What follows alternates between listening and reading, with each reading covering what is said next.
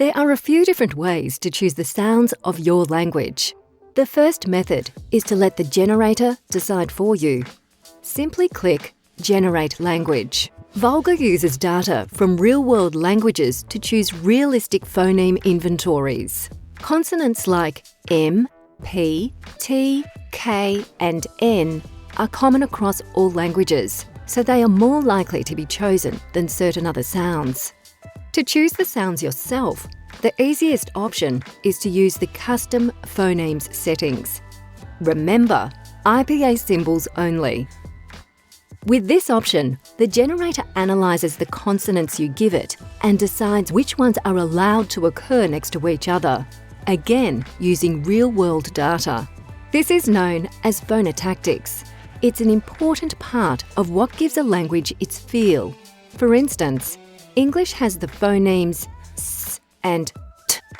The consonant cluster st can appear at the beginning of a word as in stone and at the end as in mast, but the combination ts can only appear at the end of a word as in cats and never the beginning.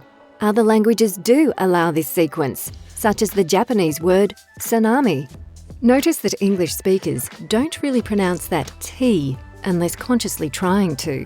That's because English's phonotactics don't allow it. Similarly, the n sound in sing can't occur at the beginning of an English word, but in Vietnamese it can. The generator may even decide that the language can't have any consonant clusters, like the Hawaiian language. You can change the number of consonants allowed before or after a vowel using the syllable structure setting. As it happens, English allows up to 3 consonants before and after a vowel. If you need more control, the word structure option allows you to choose all consonants, all permissible consonant clusters, and where they occur, beginning, middle, or end of the word. You can also control the frequency of everything. The sequences you enter to the left will be more common than the ones to the right. This is another way to control the feel of the language. The word structure option involves a lot of decisions. Some people like this level of control, while others prefer to just use custom phonemes.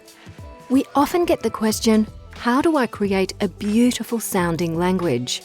I always say that beauty is in the eye of the beholder.